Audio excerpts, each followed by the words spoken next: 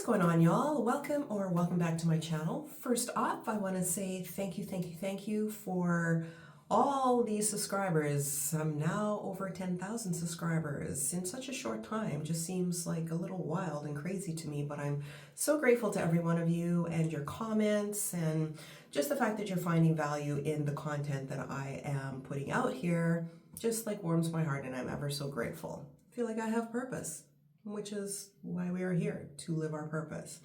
But as the title of the video said, I am spilling the tea, but on the tea that I drink on the regular.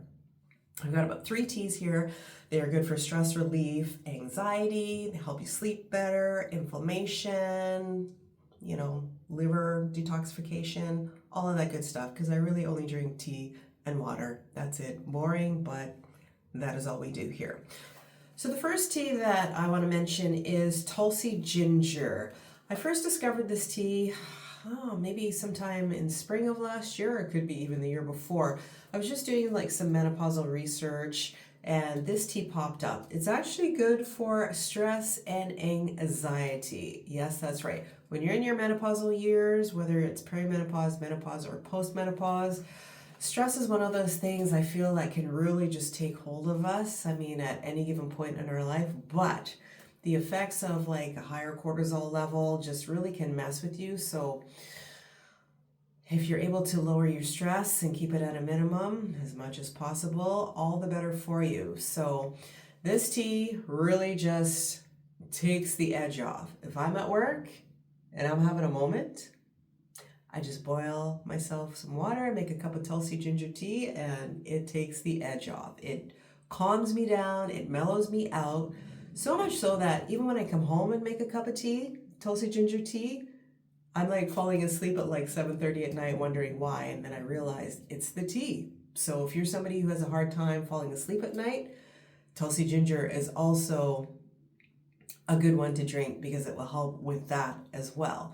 But if you've never heard of Tulsi, it's basically an Indian herb which is used in Ayurveda, which is the traditional medicine system in India. They practice basically holistic health and wellness. It's their big thing. So this is one of their most popular herbs. So, and then they just combined it with ginger, and ginger is a great say this 3 times fast, anti-inflammatory. Good for the stomach, good for nausea, good for chilling and mellowing you out. So if you're somebody who deals with stress and anxiety and you're having a hard time with it and you need something to just, snap you out of it, a cup of Tulsi ginger is what I would recommend. Also, the thing about Tulsi ginger is there's more added benefits. So it can actually help, because we got notes, you know how I do. It can help with digestion, and it can also help regulate your blood sugar as well. So check it out, Tulsi ginger. So the next tea that I usually drink on the regular and that you'll find in my cupboard is turmeric ginger, or ginger turmeric, however way you want to say it. Now, this tea is good for inflammation, and inflammation can creep up in our body and make us feel a little achy in our joints and things. And inflammation is usually caused by, sugar is one of those things that can cause inflammation. Highly processed foods, not that clean of a diet. As well, I would say probably some toxins, in our joints and stuff. Make us a little bit of stiff and achy, and we don't like that.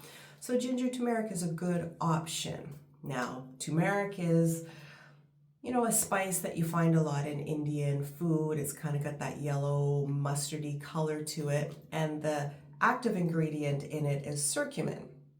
Now, the thing about curcumin or turmeric is that it's not easily absorbed into the system, so you need to add some black pepper to your tea in order to really reap the benefits of the turmeric in there.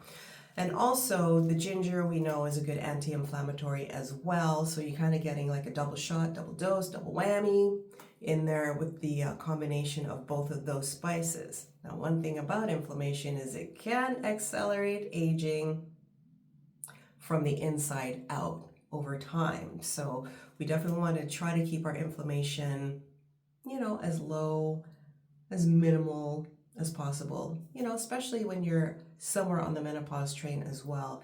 You can tend to get a little bit achier in the joints, you know, things are changing in our bodies. So, you know, if you can reduce your inflammation load, all the better for you. The third tea that I usually have on regular rotation in my cupboards, which I pretty much drink every day, is a dandelion root tea. Now, this tea is good for your liver, to support your liver function, because your liver is that organ, one of two organs, that helps to detoxify all the gunk out of your body so that, you know, our systems can run, our bodies can run better. You know, we are taking in toxins, bombarded with them day in and day out, and your liver can just get overloaded and overtaxed and will not run as optimally as it should. You know, again, it's all about the toxins here in your home, outside of your home, what you're eating, what you're putting on your skin, all of the things. So we want to make sure that our liver is working properly. Also, too, if you're trying to lose weight and you feel like you're doing all the things and nothing's happening, it could be that your liver is a little clogged up. So I've heard in the past that if you're going to start on like a health journey or weight loss journey, that it would be helpful to kind of do like a liver cleanse to clean things out, because then when you start your journey, you'll end up getting better results because your liver's not clogged up with a whole bunch of crap. So dandelion root tea is a little bitter. I think it's a bit of an acquired taste. I first heard about it like 10 years ago, and I started drinking it because I'd heard it was good for reducing the bloat. So I would drink it at night, wake up, and our belly would be a little bit flatter. But also, too, your body does repair and restore itself while you're sleeping as well. So I do drink it. Sometimes I drink, you know, you could drink up to 3 cups a day. I drink one about an hour and a half or so before I go to bed, just so it can start working through my system, and then I can have one last pee before I go to bed so I don't have to get up in the middle of the night and do that. But also, I would recommend looking for dandelion root and not dandelion leaf and root tea. There is a difference. They do taste differently, but dandelion root tea to me tastes kind of like coffee. I don't drink coffee, but it would be sort of kind of how I would describe it. Maybe like a bitter coffee. I drink it plain. I don't add anything to it except for maybe some MCT oil. But other than that, dandelion root tea to help support liver function, but it also is like a natural diuretic for your kidneys, so it can help support your kidneys as well, and also boost your immune system, among other things. The last thing that I want to mention is, I don't know if I'd say it's controversial, but I've just been hearing a lot more talk about it lately, about loose leaf tea versus tea bags, and which is the better one to drink. And I've heard that loose leaf tea is the way to go because they actually, like the tea bags, are not as healthy as we think.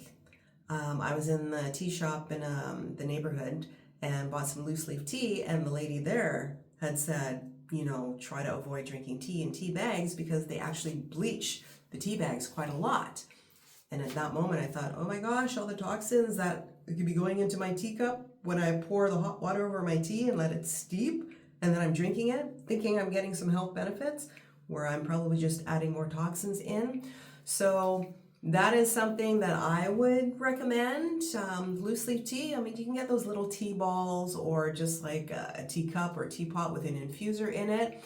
But yes, we want to try to stay away from the tea bags as much as possible. Now, of course, if you're out and about, you know, and you don't have that option, if there's a way for you to cut open the tea bag and then pour the tea leaves into like a tea ball or some sort of thing like that, then that would be the better option. But sounds like these tea bags are bad news. So I just wanted to put that out there and let you know. Of course, make your own decisions. Do what you can do, but we're all about lowering our toxins. We want to keep our toxins as low as possible when we are on the menopause train, perimenopause, menopause, postmenopausal, because those toxins will just destroy your hormones and just make for a horrible menopause experience. So I'm trying to share things when I can about how you can not have you know, those horrible symptoms, hot flashes, night sweats, brain fog, you know, all those things. So I just wanted to share that little tidbit with you there. But of course, drop a comment below and let me know. Have you heard of any of those 3 teas? Ginger turmeric, Tulsi ginger, and a dandelion root tea. Have you tried them, or are you going to try them? This inquiring mind wants to know. But of course, until the next time, thanks for watching. The third tea that I usually have on a regular rotation in my cupboard is